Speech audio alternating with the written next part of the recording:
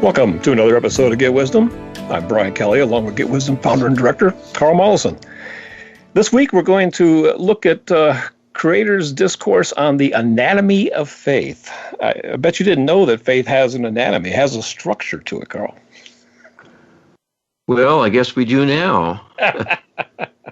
I know it's a complex issue because I've looked into this fairly often from a variety of standpoints. It's one of the number one problems people have, trying to figure out faith, what it really is, how to get more of it in particular, and the dilemma of what do you do when you ain't got any?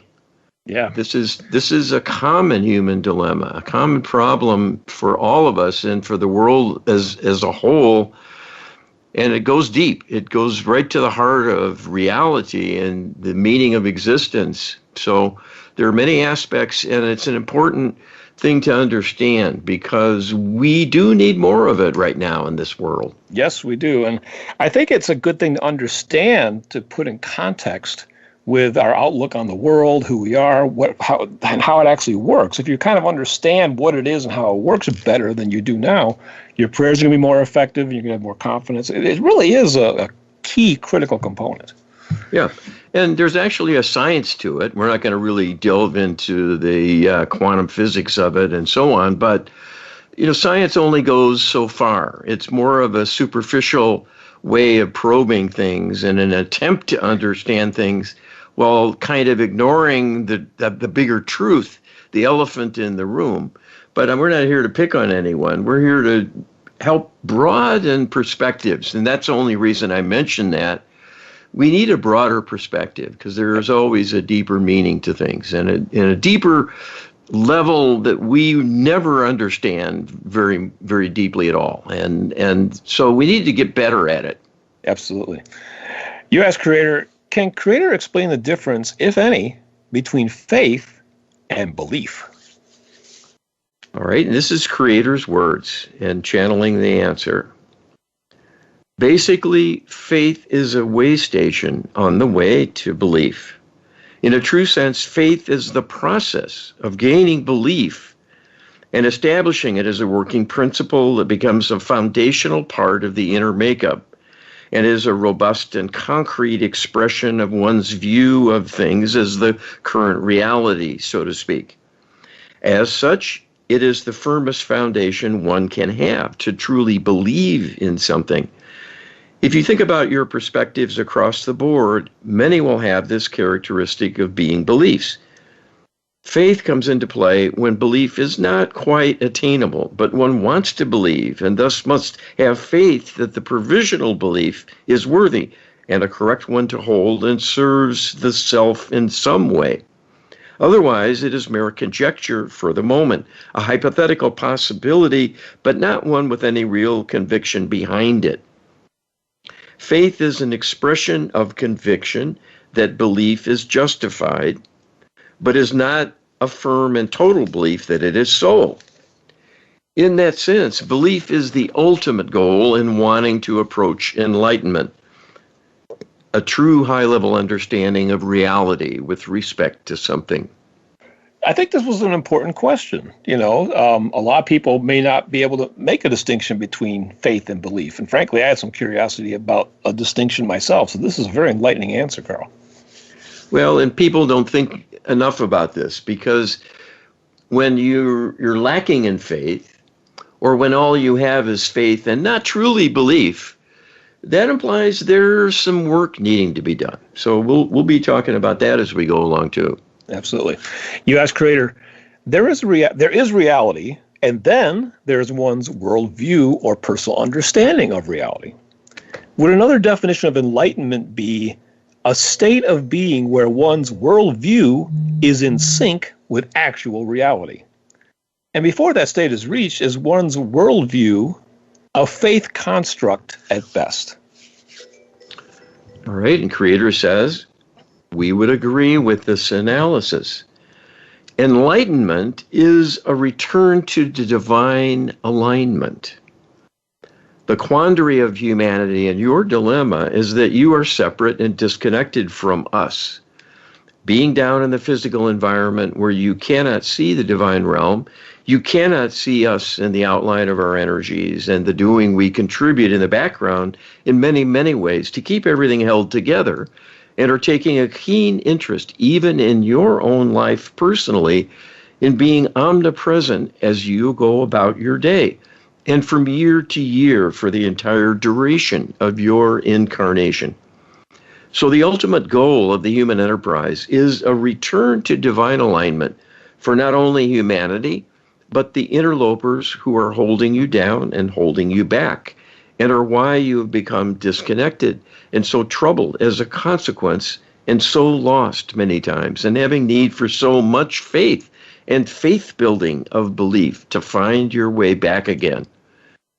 This is the importance of the healing journey, that it is a return to divine alignment and the establishment of true enlightenment. So it is very much the case that enlightenment is the goal of human existence. But what few realize is why that is so, and what they actually need to do to ensure it happens. And the irony is that the existence of humanity as physical beings is perilously close to being ended by the interlopers. And all that is needed is a greater awareness that humans need to reestablish a partnership with the divine and request help. That act alone can turn things around, but it must be done with belief in the divine and belief in yourselves as being worthy of divine support and intervention on your behalf. Those qualities are far too lacking at the moment, in addition to which most people are still asleep and not aware there is even a problem. The world being in disarray and never rising above the level of discord is all seen as human failings, and, if anything, proof to the atheist that God could not possibly exist and still allow such obvious depravity and dishevelment. The truth is, your world is troubled because you have been giving up on the divine and turning away from faith and belief, as well as faith and belief in yourselves to be able to overcome the evil in your midst and find a way to heal all that is wrong on all levels of your world, including the personal, with so many suffering infirmities and illnesses of all kinds, including the emotional instability and suffering of depression and anxiety without end. All of that is a consequence of being out of alignment, out of divine alignment, and the intended goal of this healing enterprise to reach the enlightenment needed for further progress for humanity. So essentially, Creator is saying that our worldviews as individuals, incarnated human bodies, is a faith construct which is unavoidable, essentially, But we have to work with it and then try to get beyond it. And that is the important message here, because there's a lot at stake if we don't do so.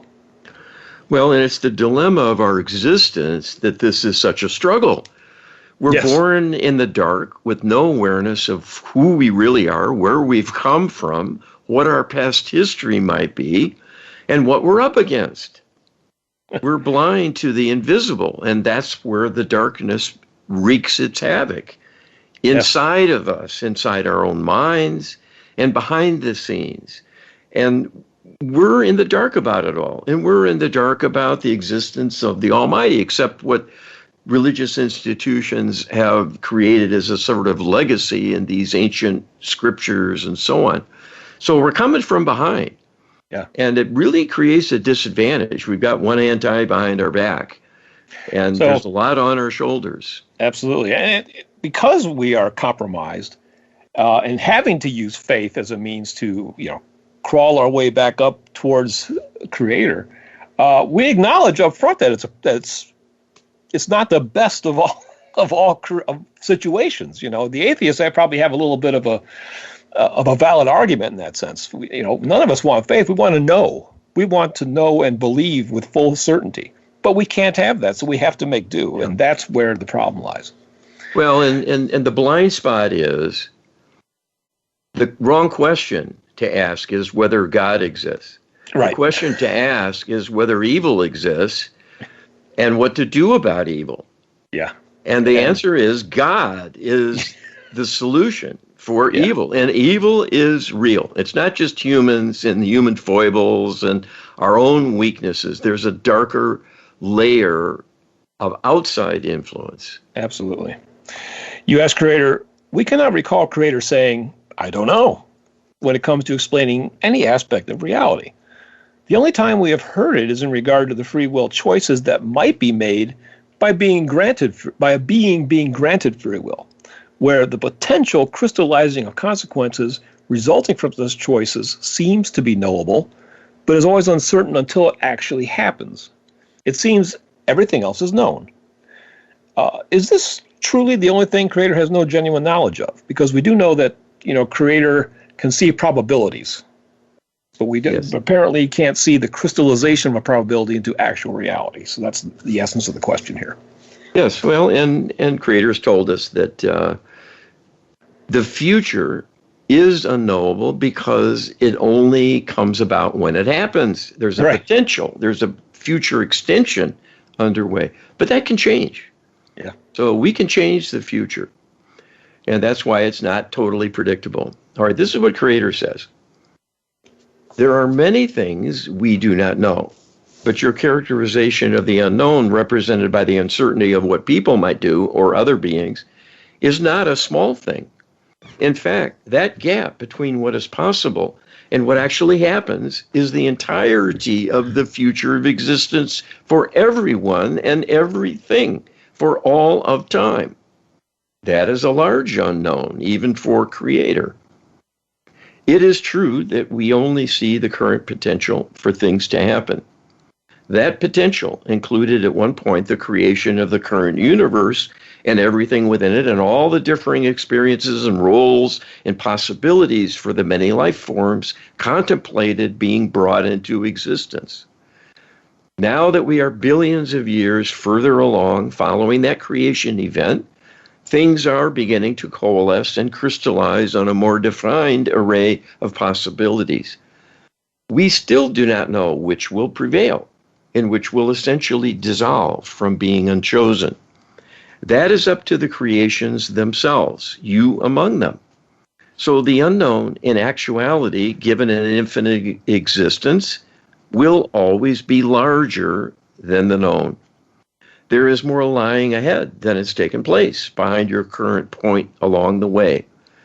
This is a joyous and magnificent predicament to be in, as we would say tongue-in-cheek, because it is quite a blessing and a joy to not having a stultifying existence of predetermined characteristics that are never changing and becoming stultified through an unrelenting sameness. This is why, even as human beings, a small extension of our consciousness, you seek novelty, you seek change, you seek challenges that will put you to a test of some kind when there is not a certainty of what might happen, and it might, in fact, be quite daunting to face, with a possibility of failure, and even a failure with drastic consequences, such as your demise, at least in physical form. This is a grand enterprise with many lofty goals and many near-term and short-term ones for which you have little awareness. We await the future along with you and are, in effect, glued to our seat in wonderment and awe and enjoy that we set in motion and have a front row seat, so to speak, in watching all that happens and appreciating all involved. I think this is a wonderful passage here. And it comes to a bit of a surprise. It might not be totally accepted by everybody, this idea that God doesn't actually know everything. It's quite a revelation in its own regard. And I especially like the part where it says the Creator is glued to our seat in wonderment and awe. That's a nice one. And it's sort of, if you think about your own personal experience, the idea of needing novelty and so on. Well, this is why we have families. Not because we want a clone of ourselves and a robot that's going to look like us, do everything exactly the same, and is entirely predictable.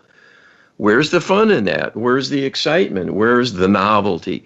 Right. It's having someone who is unique and independent that creates that possibility of a new experience. It's like having a pet. You don't know exactly what it's going to do, and you try to train it to make it do things, but you don't want to turn it into a robot. You want it to be moldable to your preferences and so on, but still have an independent spirit and a kind of personality and so on. And that's what adds variety as the spice of life. Absolutely. This isn't a bad arrangement. I've had 5 beagles in my life, and every single one of them was unique. They all had quirks and little ways of doing things that were different than all the others. So, yes, uniqueness. There's a lot of similarities, but we also seek that uniqueness as well. So I think the Creator said that eloquently. You ask Creator, is faith provisional, a temporary tool to bridge the gap between complete ignorance and complete knowledge, perhaps otherwise known as enlightenment? And Creator says, this is another way of describing the differentiation between faith and belief. These are way stations on the way to enlightenment. Belief is always a portion of what is possible. In other words, no one knows everything. That is true for us as well. We continue to learn and grow along with you, and you are contributing to our learning and growth as we endeavor to contribute to yours through these communications and in supporting you indirectly with guidance, inspiration, healing, and protection when this is requested. Faith will keep you going because it is a yearning for a return to a closeness with the divine family. That is what you're suffering more than anything else. Being away from us and your many light-being colleagues you share in togetherness as a human family, along with Creator, in a close collaboration. For you, that is a state of perfection beyond measure, because it is what you were created to experience and express. So enlightenment is truly being back in the fold, so to speak, and in touch with your true being and purpose on all levels, including the soul level, which is much, much vaster than you sense or know or can connect to from your place in the physical, in the state of disconnection and diminishment imposed by your human physical body as a container of your consciousness. It is the only way you can experience and express your existence within the physical realm. It is the non-local consciousness that enables a communication with the divine realm, as well as experiencing more of your capabilities you take for granted as a light being, but denied you in a physical form for the most part. The average person has many, many, many beliefs, and they vary with respect to their depth of awareness and knowledge and their relative strength in terms of vulnerability to being challenged. Whereas enlightenment, in the true fullest sense, is reclaiming the awareness and access to everything you have ever experienced.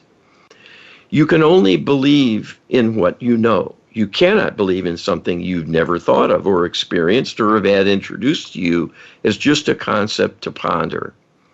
There has never been a static universe, nor will there be, because this is a quest for learning and growth with change as the agent and the prime intention for its existence. That is like a waterfall that is endless in bringing new things, new possibilities, new adventures, and a never-ending and never ever expanding awareness.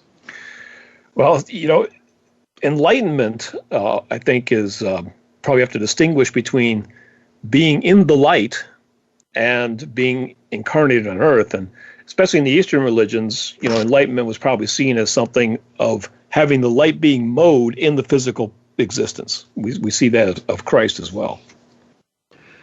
Well, that's an aspiration that we know is not truly achievable in the current paradigm. Exactly. Christ was a special being endowed with extra capability. And that was purposeful. That was a mission life to set him apart from the rest and create a state of wonderment in people who encountered him and his energy. And that is why he's still remembered thousands of years later. Absolutely. Well, we're running up on a break, Carl. We'll be right back with more Get Wisdom right after this. Welcome back to the second segment of this week's Get Wisdom. We are breaking down faith into its component parts, its anatomy, so to speak. We're taking a deep dive look at this to see if there's something that we can glean and learn to help improve our own faith, Carl. Well, and that is one of the big challenges in life, keeping faith or getting it in the first place for many, especially with this increasing secular movement that is taking us in exactly the wrong direction.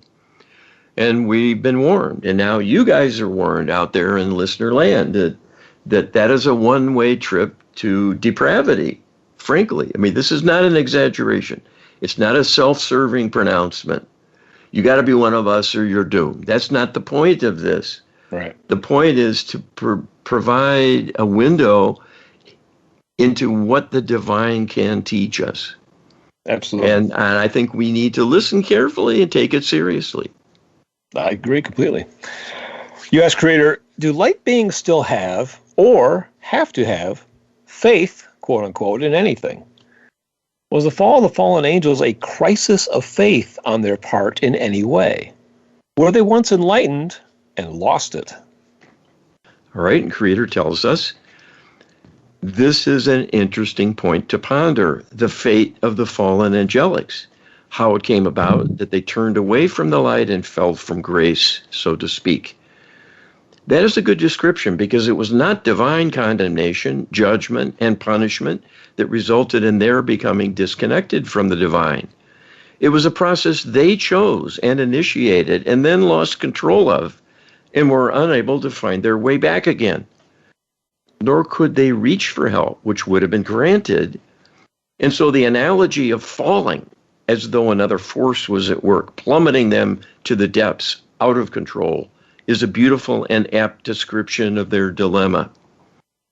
In some ways, this is akin to human suffering, where you are in a state of disconnection, yearning for a reunion with the divine, suffering many attacks and onslaughts by interlopers wanting to undermine and destroy you.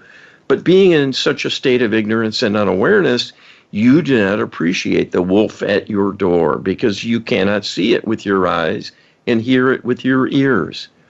It is an energy attacking from within. As it weakens you steadily, you have less and less inclination to look for a divine solution, to turn to prayer or request divine healing for anything.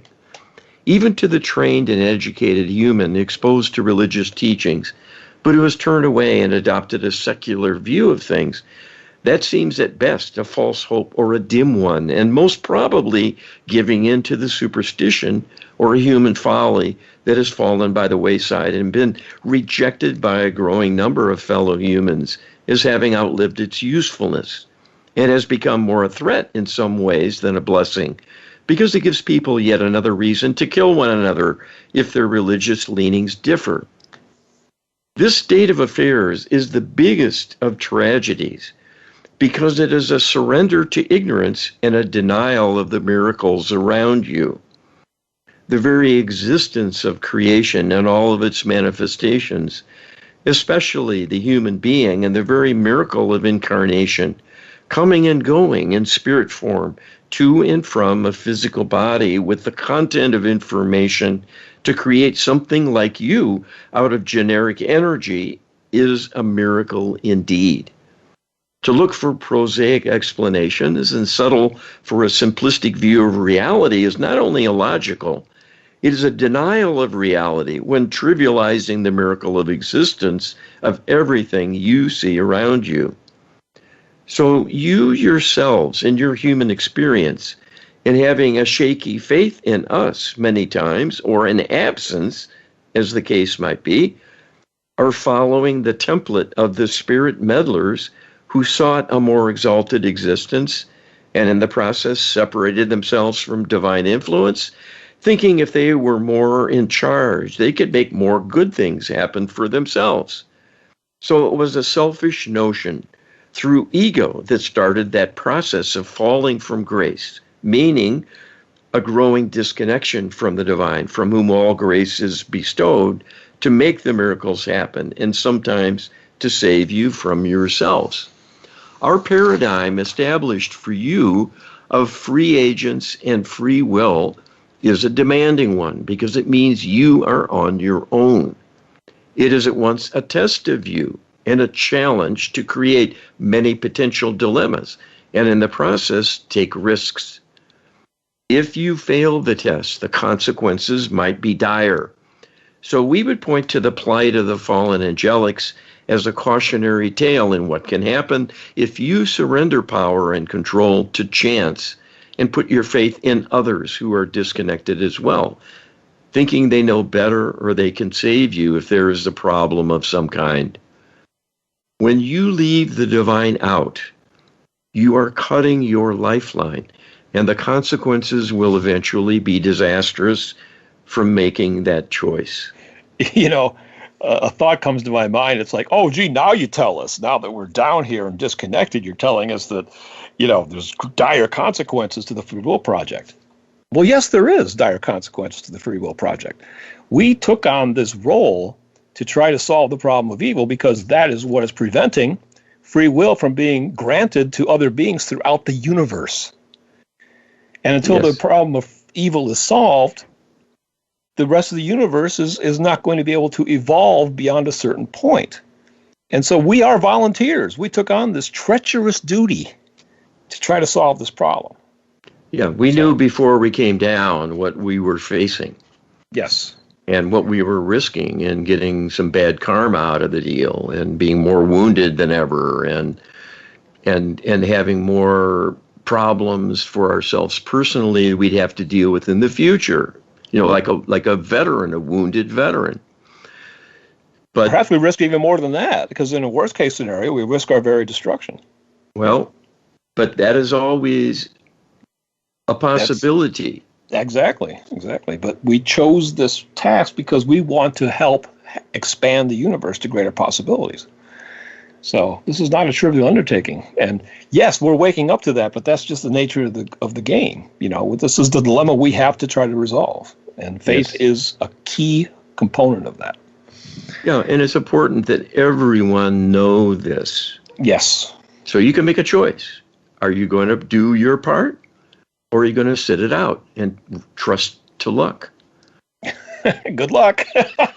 Good luck with that. You ask Creator, is true enlightenment something that all beings other than Creator must strive for once created? Or is Creator still striving for greater enlightenment as well? All right, Creator tells us it is very much the case that you are never done. This is true for us as well, for we are never done. And that is why we created you, to add something new to the party, a new set of possibilities, a new set of likelihoods, in fact, and a new set of grand hopes for helping your galaxy overcome the growing liability from having spawned evil through the corruption caused by the fallen angelics, reaching a state of true depravity, a selfishness that is total. When all one cares about is the self, there will be no limit on what one will do to others in wanting to take from them, and give to the self. That is what has led to the depravity and the death toll throughout your galaxy of the predatory extraterrestrials who were corrupted long before you by dark spirits who worsened the disconnection from the divine already underway in those beings, thinking they were the ultimate expressions of existence and that they could really do anything. The truth of the matter is that no one can outdo God. You can resemble the Almighty. You can approach the Almighty. You can align with the Almighty and enlist the Almighty to add its energies to yours when you're wanting lofty things to happen. But you cannot outdo the Almighty. To set off on your own and leave God behind will condemn you to a lessening through your own choice, to have only your own energies to work with, and not the ultimate source of power behind the entirety of creation. Having much greater power to work with is actually quite a thrill to experience. The fact it will only be an evidence when one is doing benevolent acts of loving kindness is far from being a penalty, but rather a blessing that will raise up the doer to exalted heights of greatness and joy that can truly be indescribable in their magnificent intensity. You are just scratching the surface of things with your physical existence and its limited array of experiences. There are far, far greater things awaiting you as you progress further. That will require your will, your decision to engage and stay engaged, and along with that, belief in the divine purpose and existence for the greater good of all. You know, that term, the greater good of all, I think really sums it up, Creator's perspective, because earlier on it's saying, the truth of the matter is that no one can outdo God. Well, I guess the fallen angelics would beg to differ, and that's why they're fallen, because the rule is that you only get to exercise great power for benevolent undertakings. If you want to do it for selfish undertakings, that power is not going to be available to you. So that's a key point to understand. Absolutely. And it's built into the universe that there will be a reckoning for any wrongdoing. It goes on record, it lasts forever, and the law of karma will see to it that wrongdoing will come back to haunt you. Yep. And you'll be on the recipient end of the wrongdoing, something like it, that takes from you what you took from someone else, wanting more for yourself. Unless it's healed, and the healing has to be across the board. It has to be perpetrator and victim. Yes. And that's what we're all about with Get Wisdom, is finding a path to healing and making that available to everyone so they can take a part in it. That's the human mission. Yeah. So we have the tools now. They've been given to us from the divine, but they must be done by humans. Yes. So human intention is behind it. Absolutely, to get us off this treadmill. U.S. Creator, the term leap of faith represents a true dilemma. It implies an all or nothing choice that once taken, there's no turning back.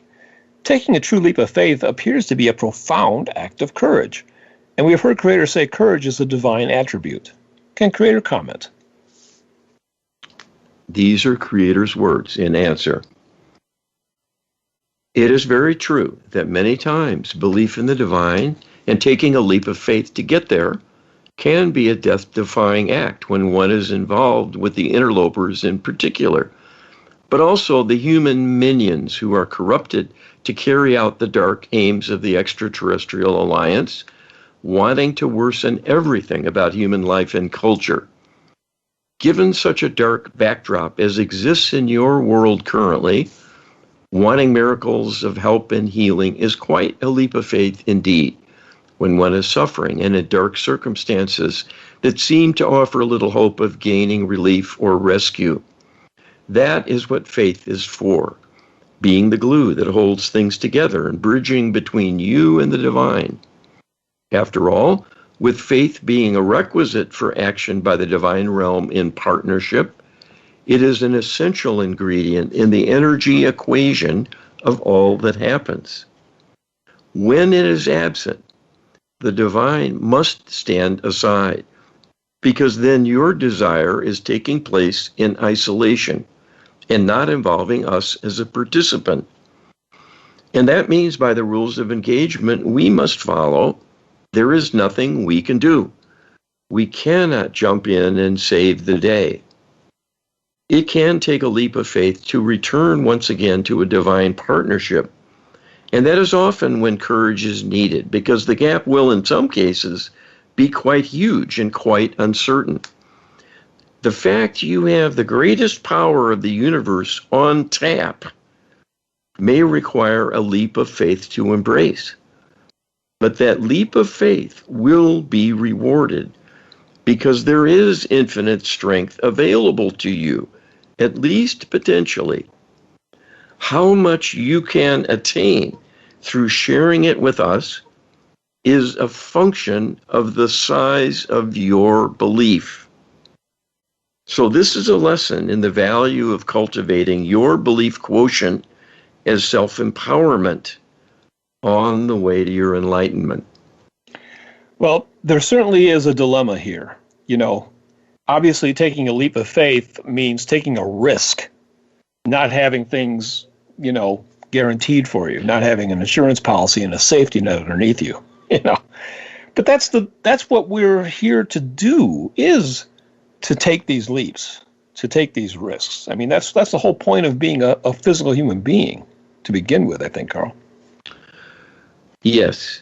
Yeah, I would agree. And the thing that stood out for me in the exchange we just read is that this infinite power of Creator is not unreachable by us, is not unusable by us, but can be connected to and repurposed by us for a human intention and a human cause. And how much of that power we can share and utilize and have put into action on our behalf is a function of the size of our belief. Yes. So this is not a trivial thing we're talking about here. You know, are No. you just going to be a good Christian or a loyal Jew and a faithful Muslim and worship in the right way and all that sort of thing? It's about the empowerment needed to right the wrongs of history and the current world in disarray, and saving your own soul and its mission, and making this not only leap of faith, but a leap to the light speed of the light being, to be a force for good in the universe for all of time. Absolutely. That's what starts from faith and works forward. And we heard earlier in this program that faith and belief actually are distinct. They're not necessarily a synonym. Faith is a means of attaining belief. So the belief quotient is what we need to increase, and faith is a kind of a provisional thing that enables us to begin the journey to do that belief enhancement. Yeah, it's provisional. It's provisional. It's a way station on the way to belief. Yes. So what it means is, by being provisional, means that, gosh, we have doubts. You might have doubts. It's just good kind of whispering that here, Carl. But you know what? It's okay. You got to start somewhere. The point is to start. Yes, I agree. And we'll start on the next segment with more Get Wisdom right after this. Welcome back to the final segment of this week's Get Wisdom. We are looking at what Creator is sharing with us about the anatomy of faith. In other words, what is faith? What's its role? How do we work with it? Where do we begin? And where can we end up? These are all important questions, Carl. Well, we're getting to the heart of things here, and as we move through this and seeing that there's a lot more than we might think at the outset about this. That's usually an understatement when it comes to anything Creator says. But well, especially true in this case. Yeah, I mean, the reality of the divine is the core of existence. It's the reason for being, and it is the source of everything. So anything connected to it is going to be doggone important. And having that faith is the key to accessing the power of the divine on one's behalf. And it turns out we really, really need that and more of it in our world to help us survive, let alone have a better life. It's a critical component. You ask Creator, the goal of strengthening our faith seems paradoxical. If genuine knowledge is our quest, a strengthening of faith seems like it might freeze us in place and inhibit our growth as opposed to facilitating it. Can Creator explain how strengthening one's faith is in fact not synonymous with closing one's mind? All right, Creator tells us the two are not synonymous, but can be under certain circumstances. If one's faith is limited to embracing dogma that has built-in constraints, the end result might be shaping oneself around a set of precepts that will carry you just so far and no further. That will end up being a diminishment and, in effect, becoming a dead end. You see this in the fate of those who embrace the scriptures as the be-all and end-all of knowledge. Even though there is much divine wisdom on display, it is not by any stretch of the imagination a comprehensive compendium of all that is possible to know. It is a mere snapshot of some teachings people were privy to in a time 2,000 years ago when most people were highly ignorant and primitive about many things. In that environment, it was simply not possible to reach or teach more because it could not be understood or absorbed with the thinking of the day represented by the human population in ancient times.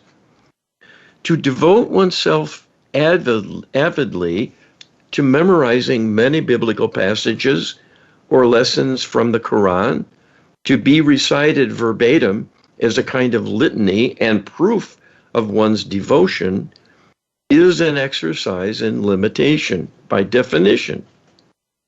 You were not created to memorize a handbook and only do what was contained on its pages.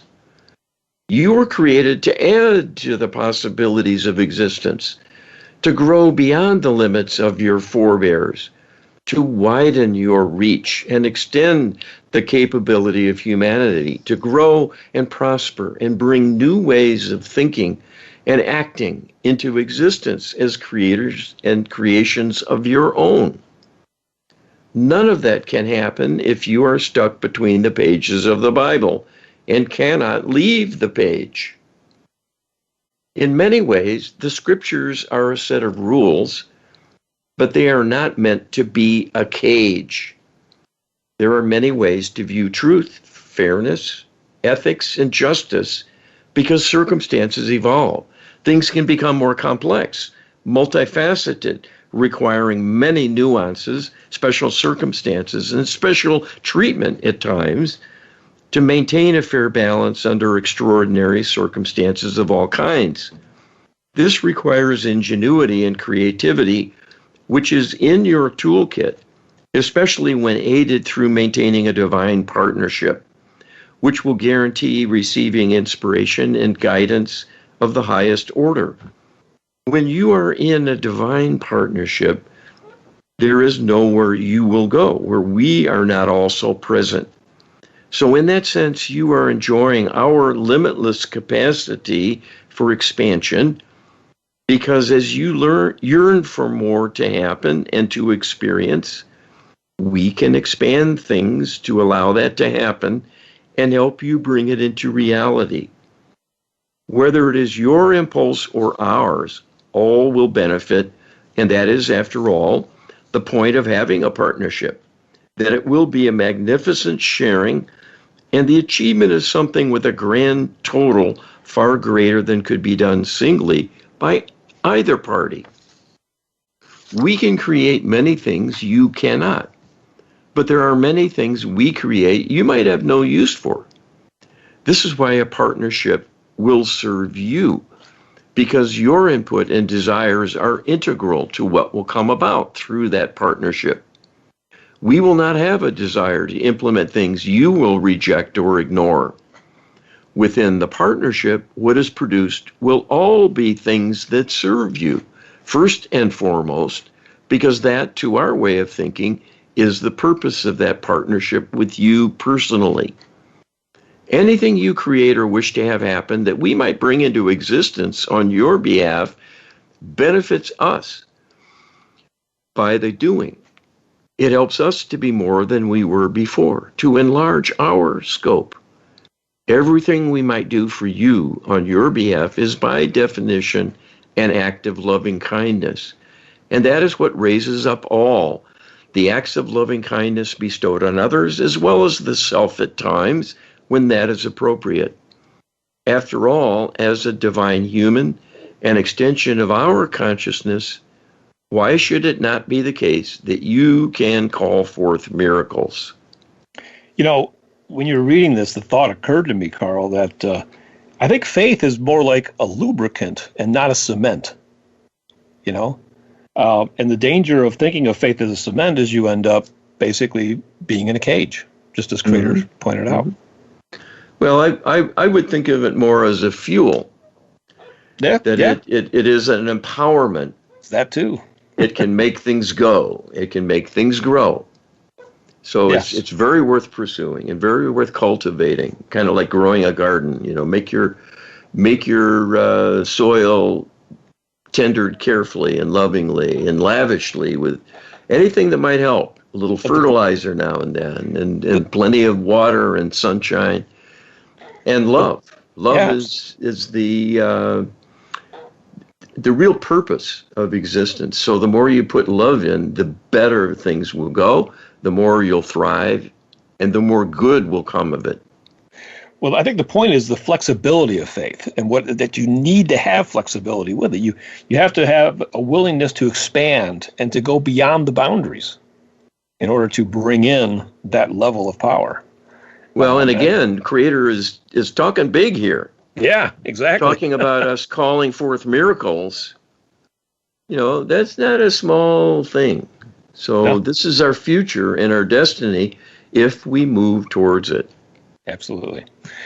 You ask Creator and light beings have implored us countless times to increase our belief quotient in the divine, to, in essence, increase our faith in the divine.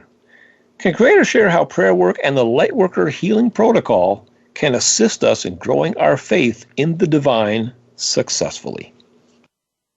All right, and Creator says, so here again, we look at faith and belief as a continuum and a process of enlightenment in progress where cultivating faith leads to greater belief, and that provides the foundation for novel ways to strengthen faith further, with an ultimate firming up of the foundation of belief as a consequence. We have said in other exchanges a number of times that all learn by doing, not truly through studying and being an observer. This is never truer than in the case of wanting to cultivate a divine human partnership for yourself that will require inner belief, both in the divine and in your worthiness. Working on your faith will be instrumental in seeing that come about and be a source of rewards you will experience materially and recognize as such. It will not come effortlessly and automatically. It is always a product of diligence and an earnest desire for growth to happen, both in knowledge and in capability. You will naturally desire to have strength, competence, and skills to help you shine and help you be successful in all you do.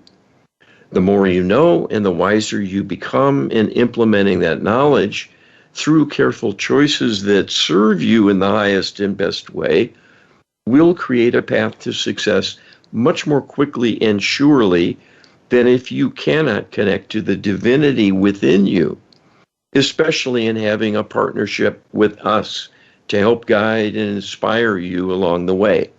That will be a big part of the reward in actuality. If you look at the life of someone truly successful by all accounts, because they are living a life of abundance and joy and having family and friendships, a loving life partner, and a successful career providing material abundance, so they have the time and wherewithal to share their love with their loved ones, and many fun times of companionship and expressing love for one another. Few will see or acknowledge there is a divine hand behind all that has happened to bring those things about. There will be a divine hand behind anything good that happens to you, directly or indirectly. Even those claiming to have a secular perspective and are disbelievers in the divine may well be coasting on faith cultivated in other lifetimes and positive karma accrued through being in divine alignment deliberately and consciously.